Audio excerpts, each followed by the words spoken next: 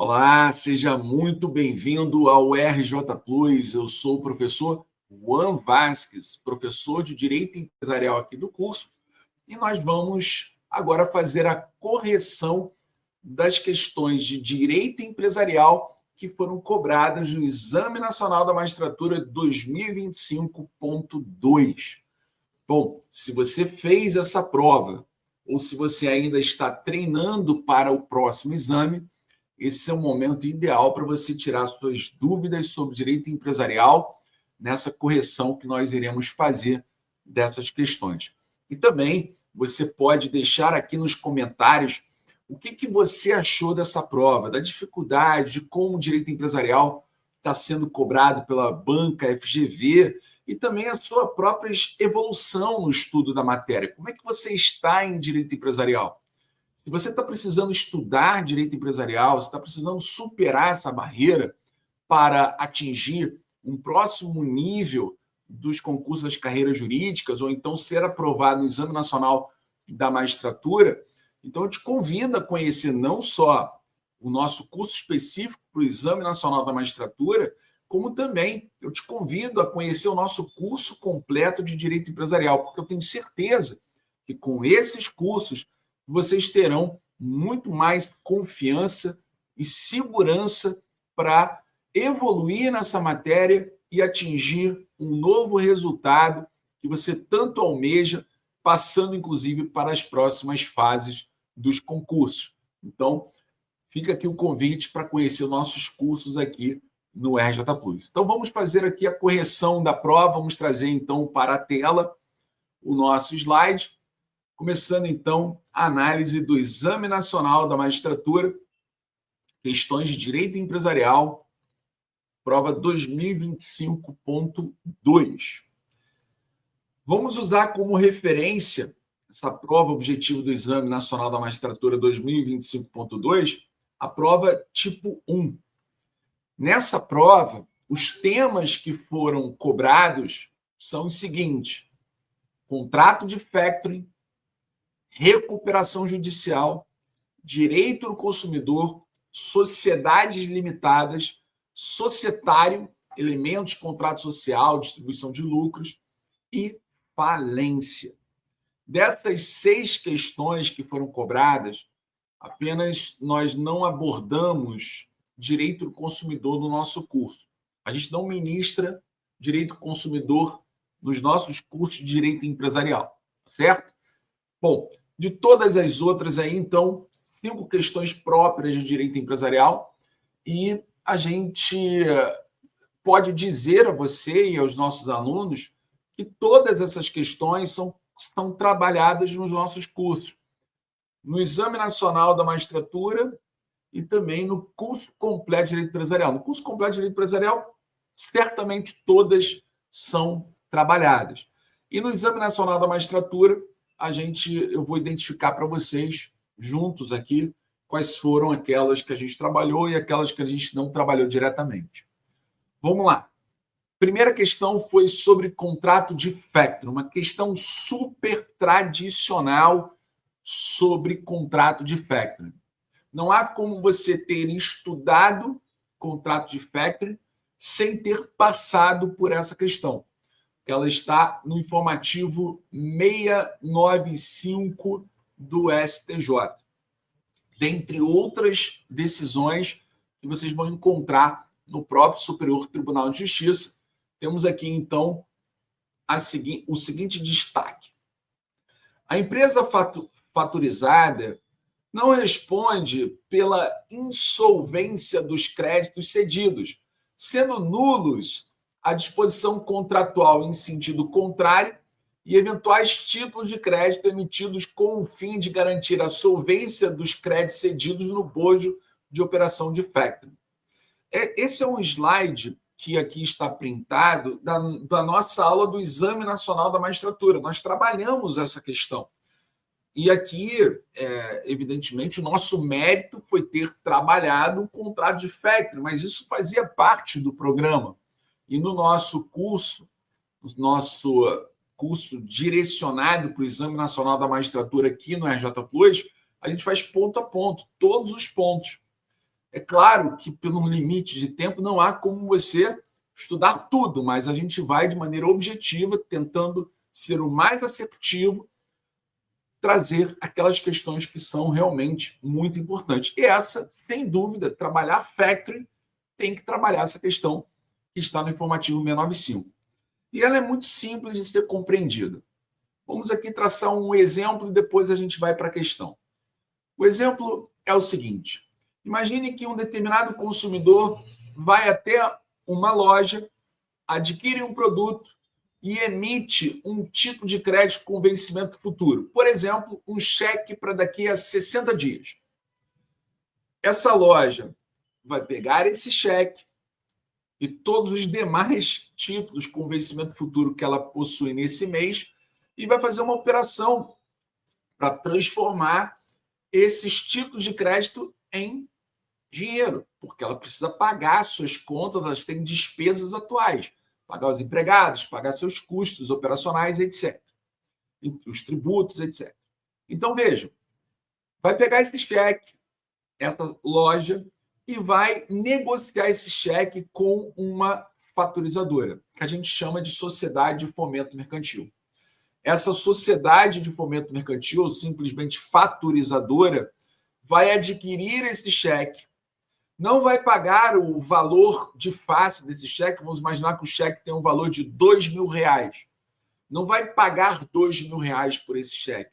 Vai pagar R$2.000 menos 10%. Vai ser aplicado um deságio. Para essa loja, pode fazer sentido porque ela precisa de dinheiro agora. E ela elimina qualquer risco, porque ela não sabe se ela vai, no futuro, receber ou não esse cheque. Então, ela transfere esse cheque para a fatorizadora vai esperar o vencimento e vai cobrar do emitente. E aí, o que acontece quando o emitente não faz o pagamento? A fatorizadora poderia promover uma ação regressiva contra a fatorizada? A jurisprudência do STJ, como vocês viram, ela é muito firme no sentido de que não pode ser a fatorizada cobrada por esses títulos que não foram honrados pelos emitentes. Ela não tem responsabilidade solidária.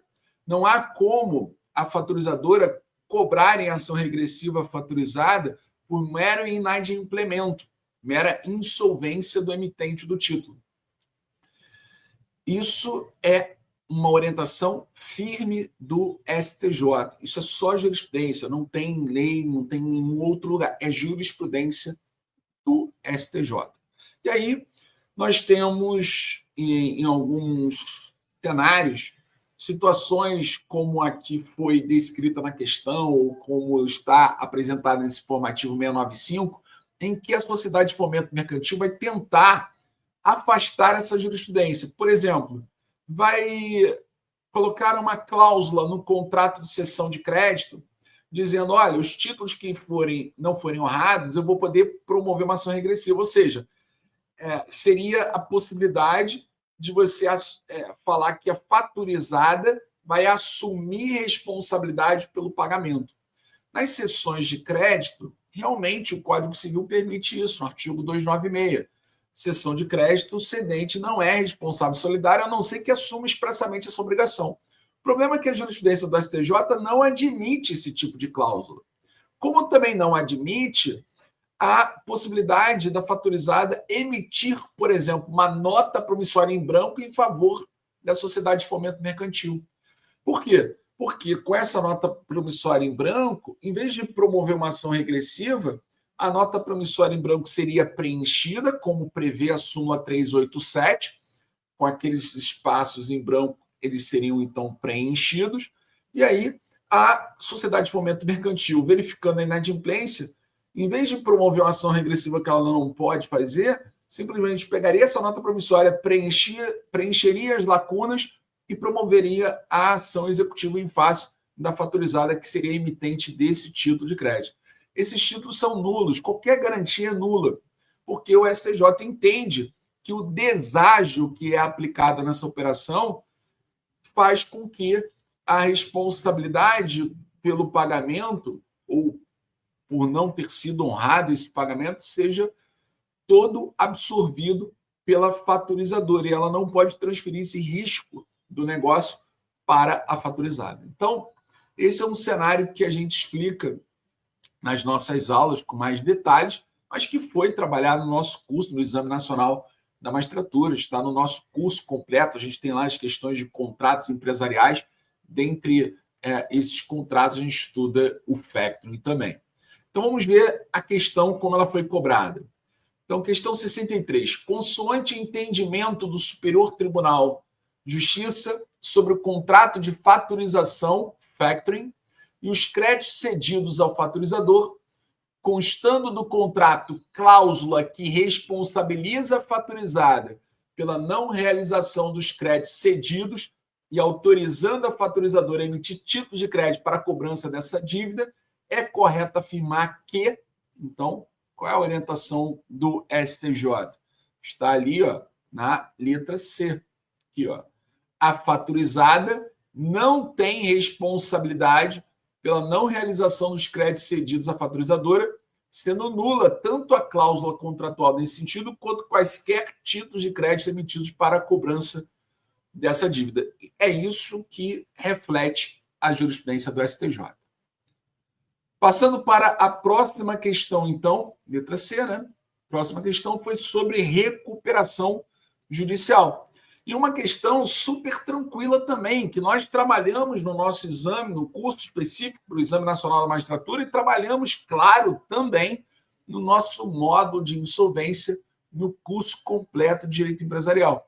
Então, o que nós aprendemos nas nossas aulas? Eu tenho certeza que você também conhece essa discussão. A gente sabe que depois que o plano ele é aprovado de recuperação judicial, ele vai ao juiz para fins de concessão da recuperação. Só que existe a regra do artigo 57 que diz que antes da sentença de concessão, o juiz deverá exigir a apresentação da certidão negativa de débito tributário, ou pelo menos a certidão positiva com efeitos negativos. Então, nós temos um dilema. Se esse devedor em recuperação judicial ele não apresenta a certidão negativa de débito tributário ou a certidão positiva com efeitos negativos, ele pode ter direito à concessão da recuperação, por exemplo, com base no princípio da preservação da empresa? Pois bem, a jurisprudência do STJ entendia até antes do advento da reforma de 2020, a 14.112, que era possível conceder a recuperação judicial sem a apresentação da CND, sem o cumprimento da regra do 57 da Lei 11.101 de 2005. Só que isso mudou com a reforma de 2020. Entendeu-se que a reforma acabou também, dentre outras coisas, ampliando a possibilidade de parcelamento do débito tributário e das transações tributárias também, para aqueles devedores em recuperação. Então, como nós tivemos aqui uma melhora nesse cenário bastante razoável, segundo a jurisprudência do STJ, de parcelamentos, passou-se a entender, então, e essa é a atual jurisprudência do STJ, que é necessário cumprir a regra do 57. Então, antes da concessão da recuperação judicial, ele tem que apresentar a certidão negativa de débito tributário ou a certidão positiva com efeitos negativos, celebrando, por exemplo, a transação tributária ou o parcelamento tributário para o equacionamento dessa dívida fiscal. Então, esse é o posicionamento atual do STJ. Aí tem um detalhe. A jurisprudência do STJ também diz que quando for tributos municipais, estaduais ou distritais, é necessário que o município, o estado, o Distrito Federal tenha uma lei específica que pode ser, inclusive, uma cópia, uma reprodução dessas regras de parcelamento e de transação tributária. Se não houver, aí sim o juiz poderá dispensar, portanto, a apresentação dessas certidões negativas de débitos tributários municipais, estaduais ou distritais. Então, pelo menos a da União tem que ter. Agora, do município, vai depender se o município tem ou não uma lei sobre esse parcelamento tributário que corresponda a essas regras que são previstas para o parcelamento tributário das dívidas relativas ao crédito fazendário da União. Perfeito? Então, trabalhamos isso no nosso curso, trabalhamos também no curso completo, aí está, né, reflexo desse nosso estudo para o Exame Nacional da Magistratura. E a questão 64 foi trabalhada da seguinte maneira.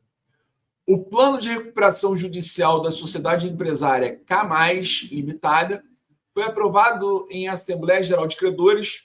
No processo, o juízo recuperacional manifestou-se aduzindo que, para a homologação do plano e a concessão da recuperação judicial, a sociedade deveria apresentar as certidões negativas de débitos tributários, conforme artigo 57 da Lei 11.101 de 2005.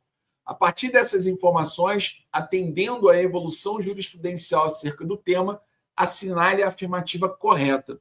E a afirmativa correta aqui é a letra E. Para a homologação do plano de recuperação judicial, é necessário apresentar as certidões negativas de débito ou certidões positivas com efeito negativo que demonstrem que a sociedade recuperanda aderiu aos parcelamentos especiais ou transacionou com a fazenda o seu crédito tributário.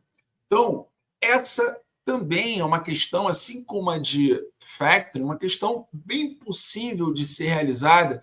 O aluno que está estudando direito empresarial, ele, de maneira correta, evidentemente, ele está apto a responder a essas duas primeiras questões.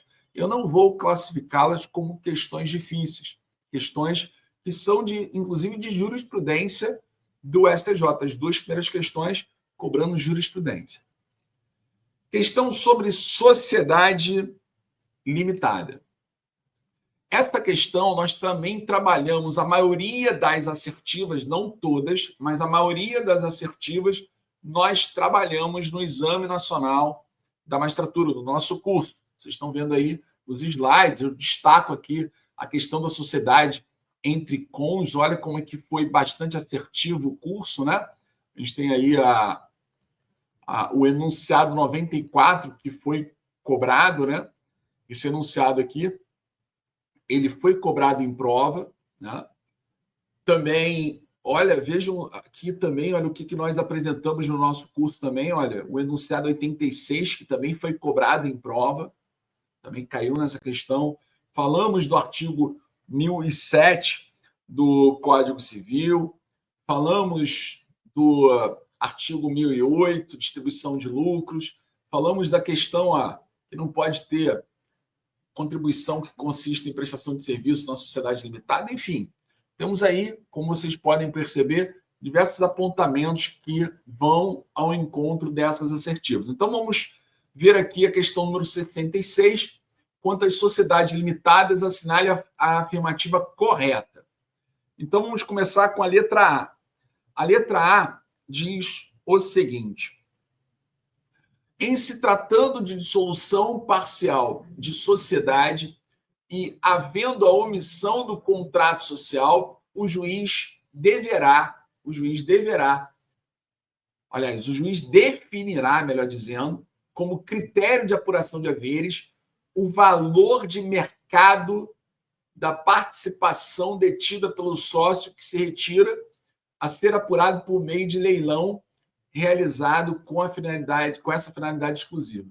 Então, nesse caso, quando se fala em dissolução parcial, a gente fala isso no nosso curso completo de direito empresarial. Essa questão a gente tem lá, que é uma questão também tradicional, fala de apuração de haveres, exclusão de sócios, direito de retirada, a ação de dissolução parcial do 599, e a gente trabalha, claro, não só o 1031 do Código Civil, mas, sobretudo, o artigo 606 do CPC. Então, em se tratando de dissolução parcial de sociedade, havendo a omissão, isso aqui é um ponto importante, omissão do contrato, quer dizer, o contrato não trabalhou esse tema. Então, se não está no contrato, aí sim o juiz vai definir. Só que ele vai definir na forma do artigo 606 do CPC. O artigo 606 do CPC fala que vai ser levantado um balanço de determinação. então o juiz vai determinar o levantamento do balanço de determinação para critério de apuração de haveres. Então está errado à luz do 606. A letra B. Ainda que a sociedade limitada adote expressamente o regime de aplicação supletiva das notas relativas às sociedades anônimas, resta autorizado o exercício do direito potestativo de retirada e motivado pelo sócio. Essa questão aqui, ela está certa, a letra B está certa. Ela é fruto do informativo 688. Informativo 688. Informativo 688 do STJ. Vou deixar de escrever aqui para não... Mas está aqui, ó. Informativo 688 do STJ. Então, essa aqui está correta. Sociedade limitada, ainda que ela tenha como fonte supletiva a lei de SA, comporta o direito de retirada imotivado do sócio. Essa é a jurisprudência do STJ, realmente. A letra C. Tratando-se de norma cogente, a vedação da sociedade entre cônjuges casados sob o regime da separação obrigatória de bens aplica-se indistintamente às sociedades anônimas e sociedades limitadas. Sociedades anônimas, não. Sociedades anônimas, nós não temos a aplicação da regra do informativo 977, como a gente viu no enunciado 94 da terceira jornada de direito comercial. Então, não se aplica nem para as sociedades anônimas, nem para as cooperativas, nem comanditas por ações também. Tá? Então, nós temos, portanto, a ser como errada. E vejam que aqui está errada por conta de enunciado, pessoal. Então, não é só lei seca que cai na prova. Letra D. A legislação empresarial autoriza a integralização de cotas em sociedades por cotas de responsabilidade limitada por meio de prestação de serviços pelo sócio. Não pode ter prestação de serviço por força do artigo 1055, parágrafo 2º, nas sociedades limitadas. E a letra E, a comprovação do desacerto do mérito da decisão negocial ou descumprimento do dever legal ou estatutário sujeito os administradores da sociedade à responsabilidade civil pelos danos causados aos sócios. Vejam que o mero desacerto do mérito da decisão negocial não sujeita o administrador à responsabilização. Vejam que nós vamos encontrar isso aqui, ó, no enunciado 86. O enunciado 86, o desacerto do mérito da decisão negocial não é, por si só, a causa de responsabilidade civil do administrador, a qual pressupõe descumprimento de dever legal ou estatutário. Então, aqui a questão é muito importante. Então, essa primeira parte aqui está errada. Então, essa primeira parte está errada. E o gabarito, então, fica sendo a letra B. Então, questãozinha que dá um pouco mais de trabalho, mas você tinha que ter um conhecimento sobre jurisprudência da STJ e enunciados. Essa dá um pouco mais de trabalho, realmente, porque o aluno precisa ter um estudo um pouco mais evoluído sobre as sociedades limitadas, inclusive com conhecimento de jurisprudência do STJ. Então, aqui um nível um pouco maior, digamos assim, em relação às outras questões. Questão sobre sociedade ainda. Lembrando que a gente não está fazendo questão de direito do consumidor, ok? Isso não faz parte do nosso curso. Bom, sobre a questão de sociedade parte geral, a segunda questão de direito societário que caiu, a gente trabalha no Exame Nacional da Magistratura do nosso curso os elementos do contrato de sociedade. Então, a gente falou ali de pluralidade sócia, afeto societate, capital social, e falamos dos resultados, que compreende, inclusive, a distribuição de lucros.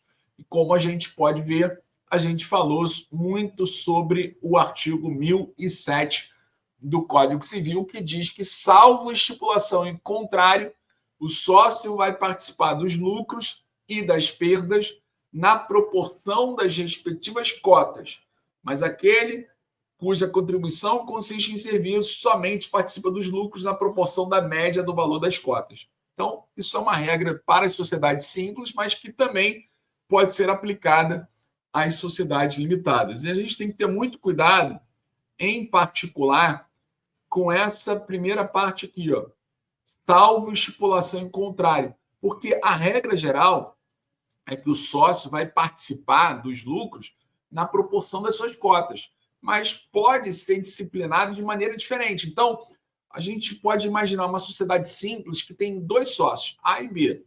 O sócio A tem 70% das cotas e o sócio B 30%.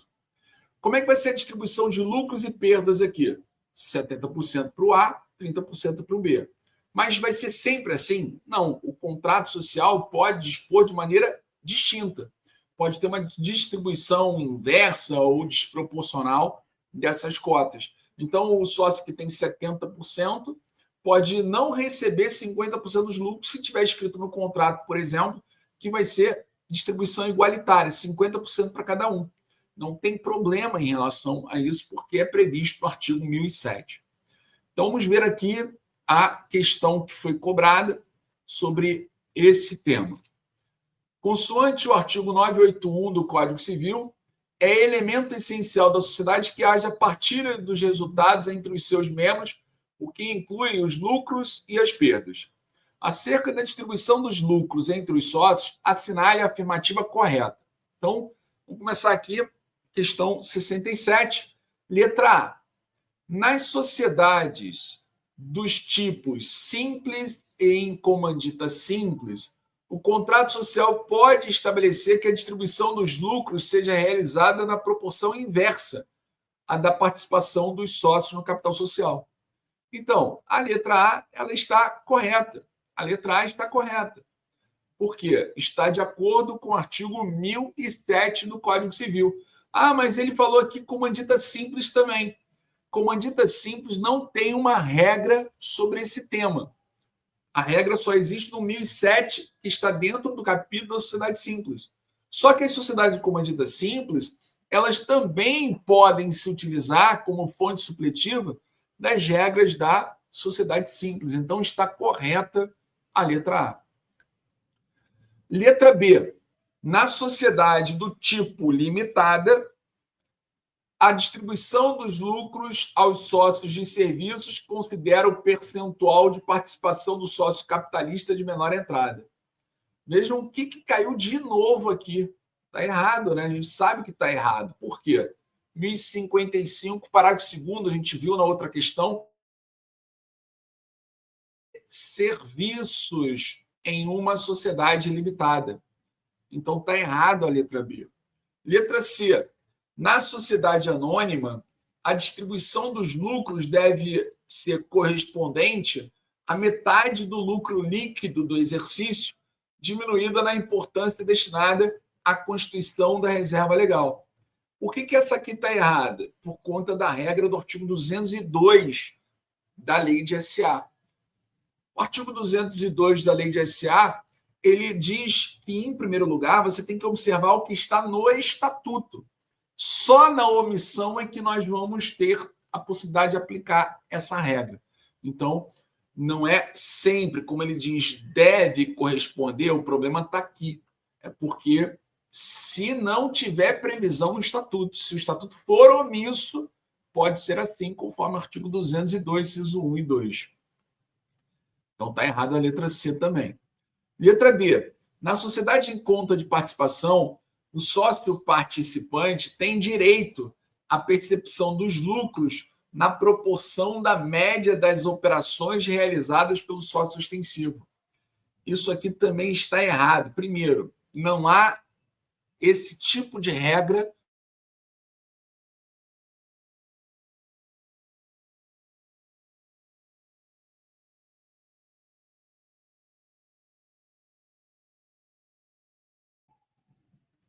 e, além de não ter esse tipo de regra, também devemos considerar que, no caso das sociedades simples, ou melhor, sociedades em conta de participação, quando houver uma omissão no capítulo da sociedade de conta de participação, o artigo 996 nos remete às sociedades simples.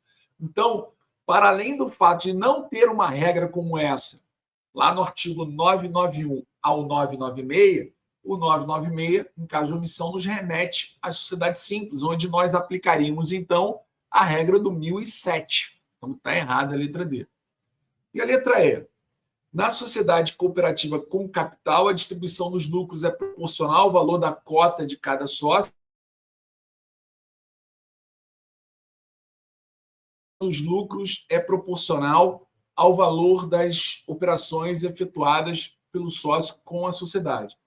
Bom, em primeiro lugar, aqui está errado também, está errado também a letra E, na medida em que a lei das cooperativas, no seu artigo 80, inciso 2, primeiro não vai fazer distinção se a sociedade cooperativa tem ou não capital. Ela realmente pode ter capital, pode não ter, não faz diferença.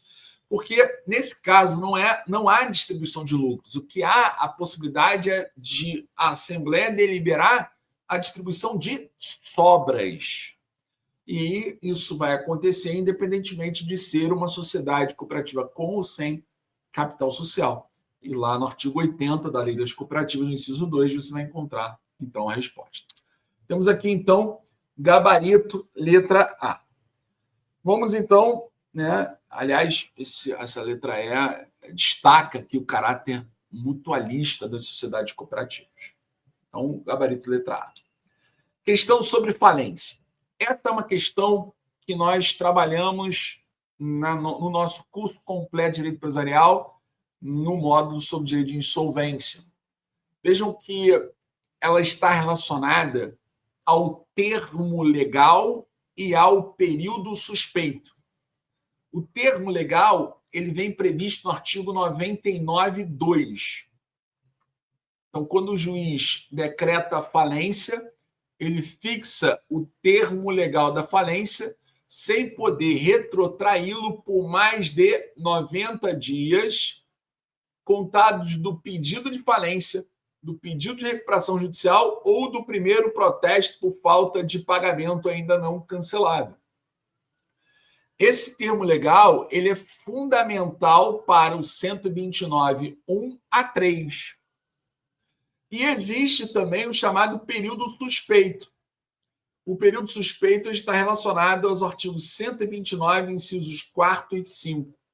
O 129 é um artigo que trata da revocatória das possibilidades que nós temos de declaração de ineficácia de negócios jurídicos em relação à massa falida.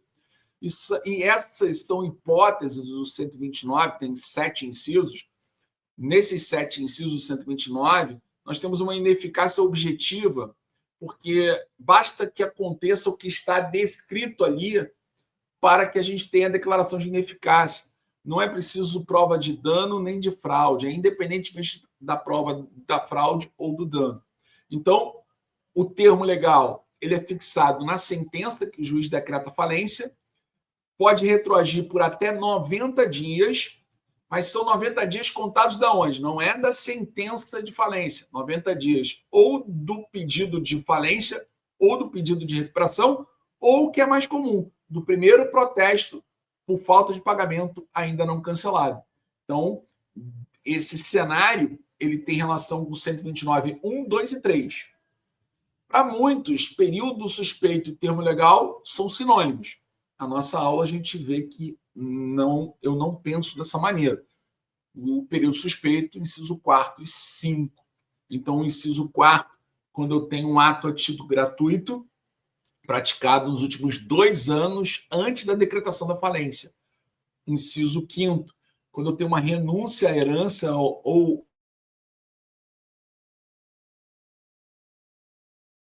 perceba a diferença.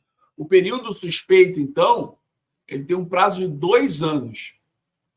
São 2 anos que são contados, são 2 anos contados da sentença para trás. Olha aqui, ó.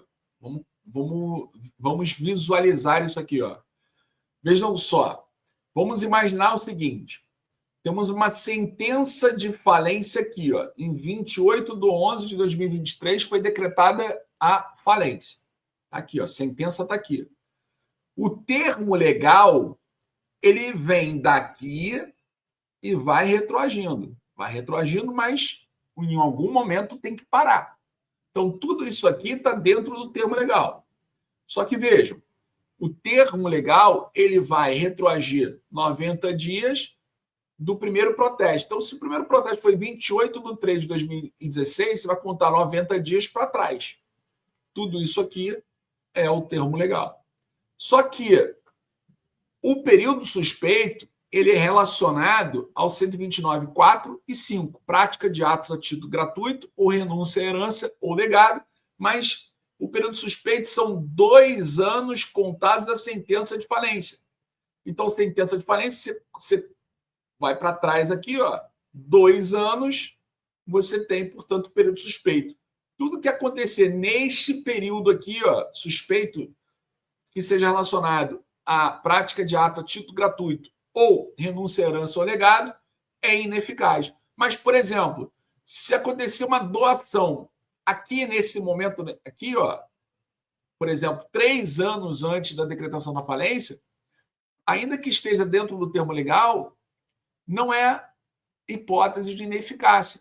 Porque se é uma doação, é um ato a título gratuito.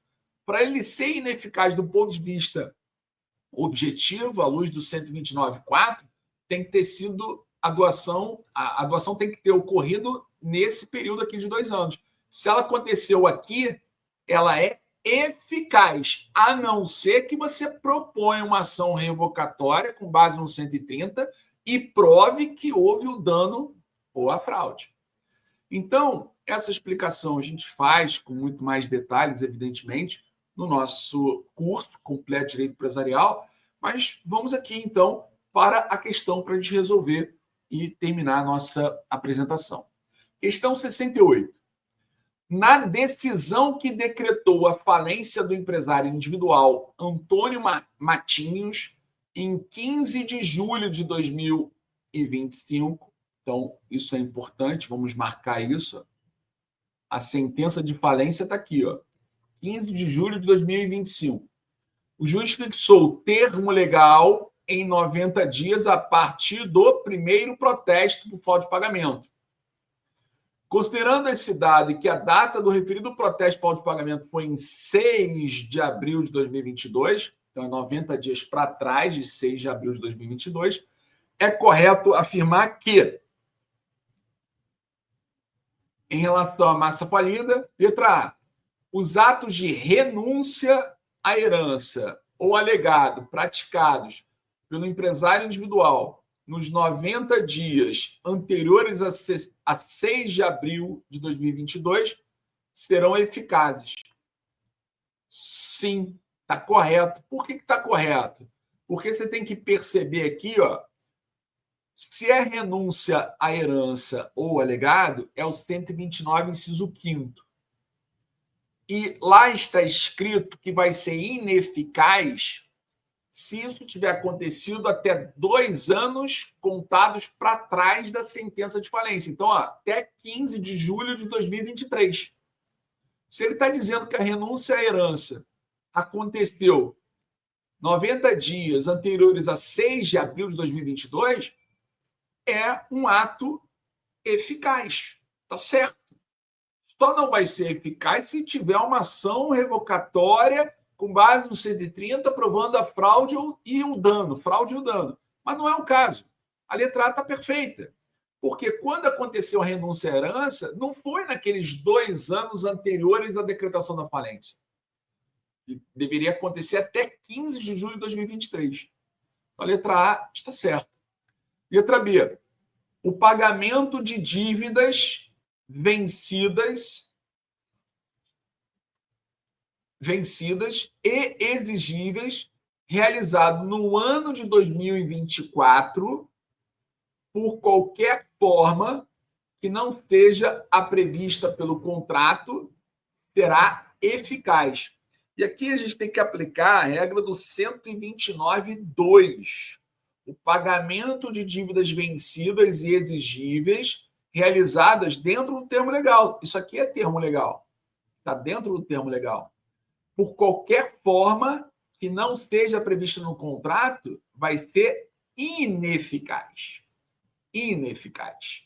Então, o correto seria aqui ineficaz. 129.2. C. O pagamento de dívidas vencidas, ou melhor, perdão, vincendas, ou seja, que vão vencer ainda, em 12 de março de 2022. Então, quando ele fez o pagamento em 12 de março de 2022, era uma dívida que ainda não estava vencida. Ele pagou uma dívida em 12 de março de 2022 que não estava vencida, ia vencer no futuro. Então, o pagamento de dívidas vincendas em 12 de março de 2022, por qualquer meio extintivo do direito de crédito, exceto pelo desconto de título, será eficaz. O errado está aqui, ó. Ainda que pelo desconto do título, será ineficaz. Pagar dívida dentro do termo legal que ainda não está vencida, não importa o meio, é ineficaz. É ineficaz. 129.1. Letra D.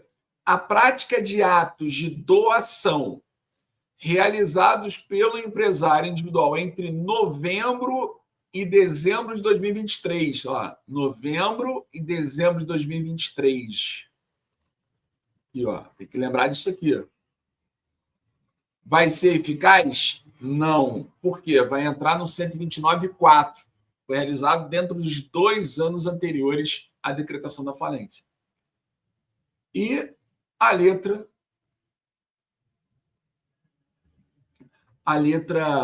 E, a constituição de penhor em 20 de abril de 2022. Então, houve aqui a constituição de um penhor em 20 de abril de 2022. Em 20 de abril de 2002 foi constituído um penhor, já estava dentro do termo legal. Para a garantia, o pagamento de crédito que era quirografário constituído em 30 de setembro de 2021. Vai ser ineficaz na forma do 129.3. Porque nesse caso aqui, o que nós temos é um cenário muito comum. Você tem uma dívida que foi constituída em 2021, que é quirografária.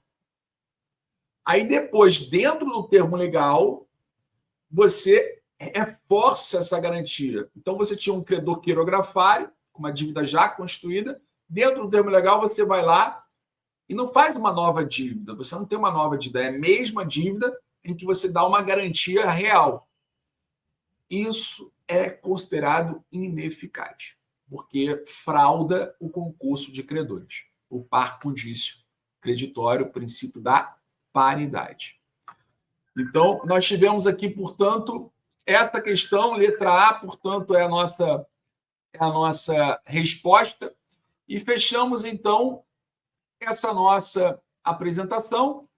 E eu espero que você tenha, enfim, saído agora mais satisfeito, talvez, com o direito empresarial.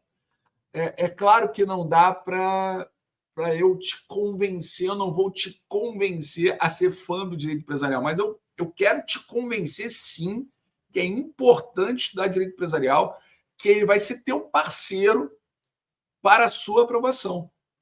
Quando você quebrar essa barreira, você vai ver quanto tempo você perdeu não estudando direito empresarial. Como é que você poderia ter abreviado a sua aprovação. Então, pessoal, eu te convido a conhecer o nosso curso completo de Direito Empresarial, o curso do Enan, os nossos cursos de Direito Empresarial aqui no RJ Plus. Eu tenho certeza que depois, assim como muitos alunos me mandam mensagem, professor, agora eu estou preparado, agora eu estou evoluindo, agora eu estou acertando as questões de Direito Empresarial como se fosse uma mágica. Não. Eu preciso do teu esforço, eu preciso do seu estudo, eu preciso que você... que direito empresarial tem que ser superado. Você não pode perder essa luta para o direito empresarial. Pessoal, te espero então no RJ Plus. Bons estudos de direito empresarial para vocês e nos vemos então em sala de aula, tá bom? Vem aqui para o RJ Plus que eu tenho certeza que você vai melhorar o seu rendimento. Grande abraço e bons estudos.